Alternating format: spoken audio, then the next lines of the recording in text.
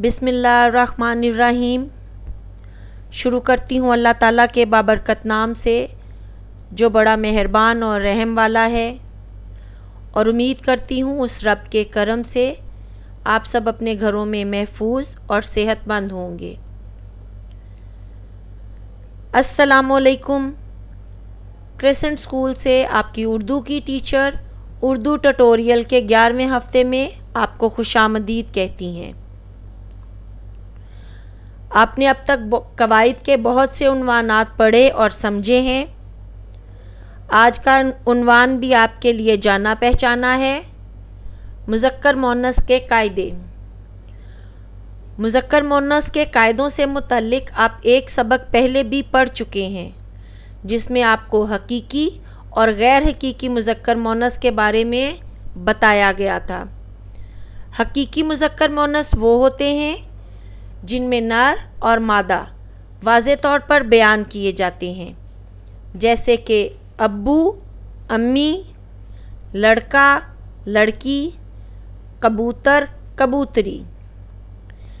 गैर हकीकी मुज़क्कर मुअन्नस वो होते हैं जिनमें नर और मादा वाज़े तौर पर बयान नहीं किए जाते, यानी नर और मादा क़यासी होते हैं।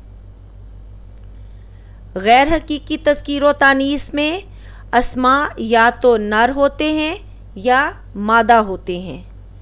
उम्मीद करती हूँ इस सबक के इख्तिताम पर आप गैर हकीकी मुज़क्कर मुअन्नस के बारे में काफ़ी हद तक वाज़े हो जाएंगे। मुज़क्कर मुअन्नस के मकासद या अहदाफ। सबक के इख्तिताम पर तुलबा इस काबिल होंगे कि कायदे के मुताबिक मुज़क्कर मुअन्नस के बारे में जानेंगे। उर्दू ज़बान में कौन से अस्मा मुज़क्कर या मुअन्नस इस्तेमाल होते हैं जान पाएंगे। अस्मा को मुज़क्कर या मुअन्नस पहचान सकेंगे। तफ़वीज़ में दिया गया काम आसानी से कर सकेंगे। गैर हकीकी मुज़क्कर मुअन्नस या तज़कीर व तानीस। बेजान अस्मा की तज़कीर व तानीस क़यासी होती है, क्योंकि इनके नर और मादा का कोई ताल्लुक़ नहीं होता, लेकिन इसमें हर इसम अपनी जगह पर या तो मुज़क्कर होता है या मुअन्नस। यहाँ गैर हकीकी मुज़क्कर मुअन्नस की पहचान के लिए चंद असूल दर्ज किए जा रहे हैं, ताकि आपको मुज़क्कर मुअन्नस की पहचान और शनाख्त में आसानी हो।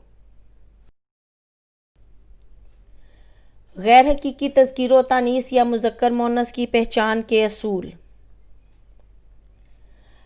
तमाम दरियाओं और समंदरों के नाम मुज़क्कर बोले जाते हैं, जैसे कि दरियाए सिंध, दरियाए सतलुज, बहीराए अरब, बहरे हिंद वगैरह, सिवाय दरियाए गंगा और जमुना के। दरियाए गंगा और जमुना मुअन्नस बोले जाते हैं। तमाम ज़बानों के नाम मुअन्नस बोले जाते हैं, जैसे उर्दू, फ़ारसी, अंग्रेज़ी वगैरह। तमाम हवाएं मुअन्नस हैं, जैसे बादे नसीम, बादे सबा, आंधी, लेकिन झक्कड़ और तूफ़ान ऐसी हवाएं हैं जो मुज़क्कर बोली जाती हैं। तमाम नमाज़ों के नाम मुअन्नस बोले जाते हैं, मसलन फ़जर, ज़ोहर, असर, मग़रिब, इशा, तहज्जुद वगैरह। तमाम दिनों के नाम मुज़क्कर बोले जाते हैं, जैसे पीर, मंगल, जुमेरात मुअन्नस बोली जाती है। तमाम महीनों के नाम मुज़क्कर बोले जाते हैं, जैसे जनवरी, फरवरी, मार्च, नवंबर, दिसंबर वगैरह। तमाम सैयारों के नाम मुज़क्कर बोले जाते हैं, जैसे कि अतारद, ज़हरा, मरीख वगैरह, लेकिन हमारी ज़मीन वाहिद सैयारा है जो मुअन्नस बोला जाता है। सिवाय चांदी के तमाम धातुओं और जवाहरात के नाम भी मुज़क्कर बोले जाते हैं, जैसे तांबा, सोना, नीलम, याकूत वगैरह।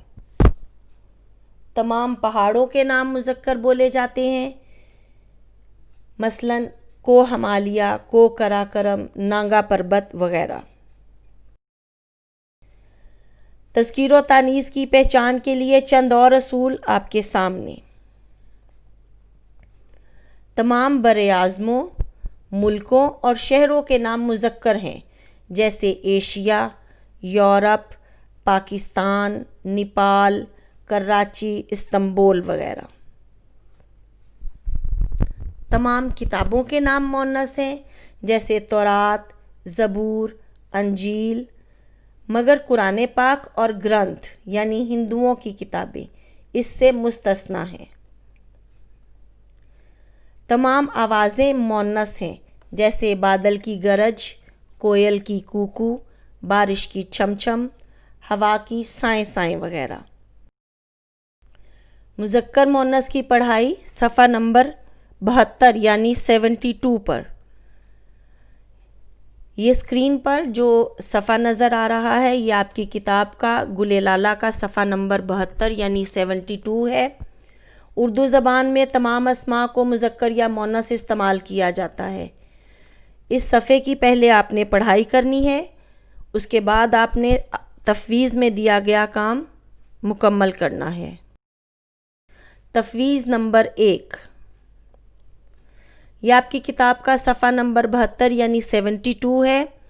اس پر سوال نمبر 3 اور 4 ہے۔ سوال نمبر 3 آپ نے اپنی کتاب پر حل کرنا ہے، لیکن سوال نمبر 4 آپ نے اپنی نوٹ بک یعنی کاپی پر کرنا ہے۔ سوال نمبر 3، دیے گئے قاعدوں کے مطابق خالی جگہ پر کیجیے۔ مثال، میں نے فجر کی نماز پڑھی، تو نماز کیونکہ تمام نمازیں مؤنث ہیں اس لیے پڑھی آئے گا۔ کل پیر تھا، تمام دن سوائے جمعرات کے مذکر ہیں تو اس لیے تھا آئے گا۔ سونا مہنگا ہو گیا، جواہرات مذکر ہیں اس لیے مہنگا۔ جواہرات میں چاندی مؤنث ہے تو چاندی سستی ہو گئی۔ تمام دریا مذکر ہیں تو دریائے سندھ ٹھٹھا کے قریب سمندر میں گرتا ہے۔ تمام شہر مذکر ہیں تو لاہور ایک بڑا شہر ہے۔ تمام ملک مذکر ہیں تو پاکستان 14 اگست 1947 کو بنا تھا۔ سوال نمبر 4، ان الفاظ کو اپنے جملوں میں استعمال کیجیے جن سے ان کا مذکر یا مؤنث ہونا واضح ہو۔ جمعرات، ظہر، لوہا، مریخ، ہمالیہ، چین، مکہ۔ تفویض نمبر 2، تفویض نمبر 2 کا کام بھی آپ نے اپنی نوٹ بک پر کرنا ہے۔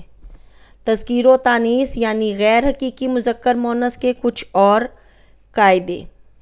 نمبر 1، ایسے الفاظ جن کے آخر میں الف یا گول ہے ہو عام طور پر مذکر بولے جاتے ہیں، مثلاً آٹا، پودا، دانا، نیزہ وغیرہ۔ اس طرح کے کوئی سے 4 الفاظ ڈھونڈ کر اپنی کاپی میں لکھیے۔